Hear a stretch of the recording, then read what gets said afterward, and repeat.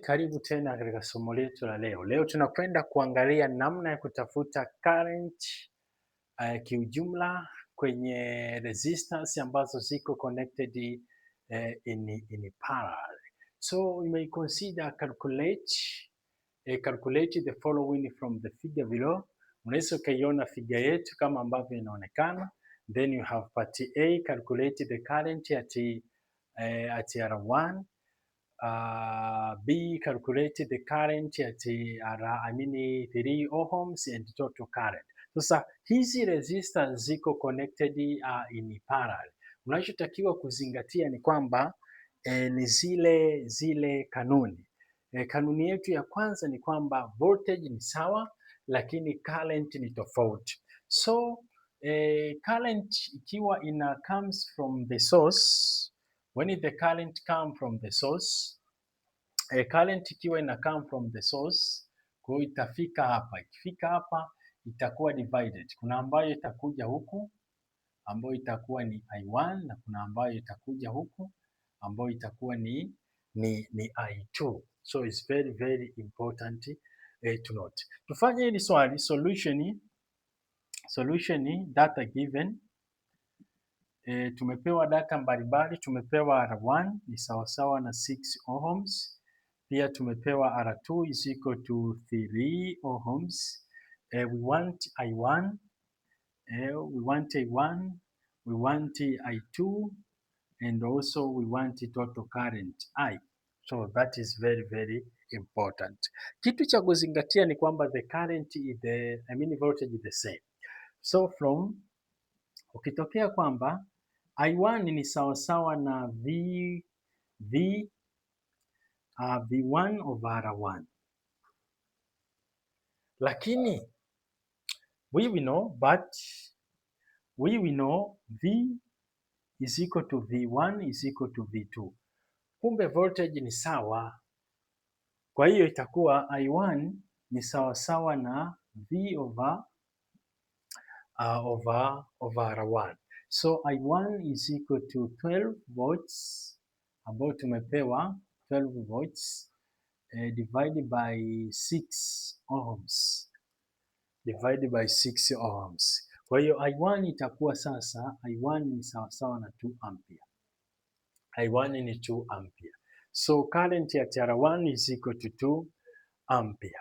So for part B we have to find the I2. I2 is equal to V over R2. So I2 is equal to 12 volts over 3 ohms. So I2 is equal to, is equal to 4 ampere.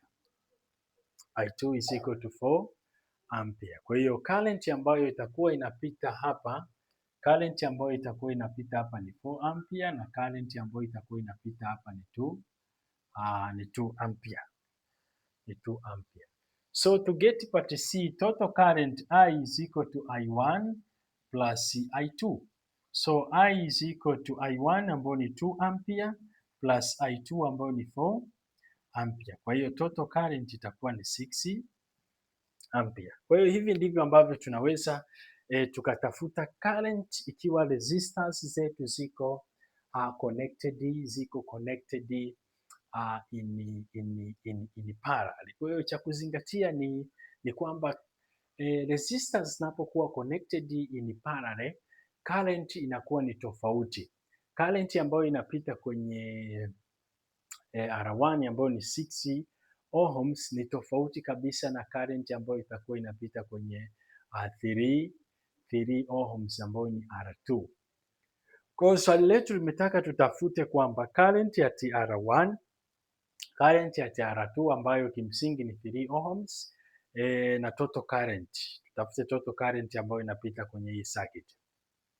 Sasa solution data given, tumepewa R1 ni 6 ohms, tumepewa R2 ni 3 ohms, tumepewa na source voltage ambayo ni total voltage ambayo ni 12 volts.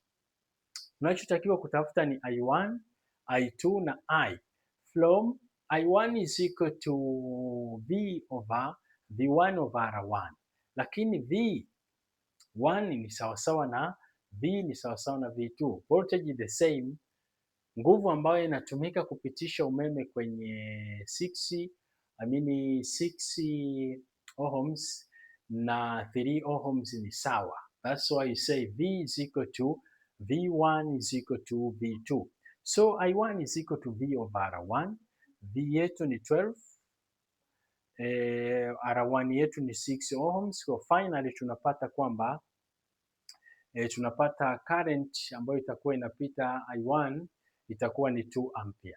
To get I2, calculate the current at 3 ohms ambayo ni at R2, kimsingi ni I2. I2 is equal to V over R2. So we take 12, we divide by 3 ohms. Finally tunapata tunaweza kupata 4 amperes. Unapata 4 amperes. Kumbe umeme ukitoka ukifika hapa kwenye hii junction una divide. Huku inakwenda 2 ampere na huku inakwenda 4 ampere. Total current is equal to I1 plus I2. So total current is equal to I1 ambayo ni 2 amperes plus I2 ambayo ni 4 amperes. Finally 2 plus 4 you get 6 amperes. Kwa hiyo hivi ndivyo ambavyo unaweza ukatafuta current kwenye resistors zikiwa connected in parallel. Don't forget to like, to share, to comment and to subscribe. Thanks.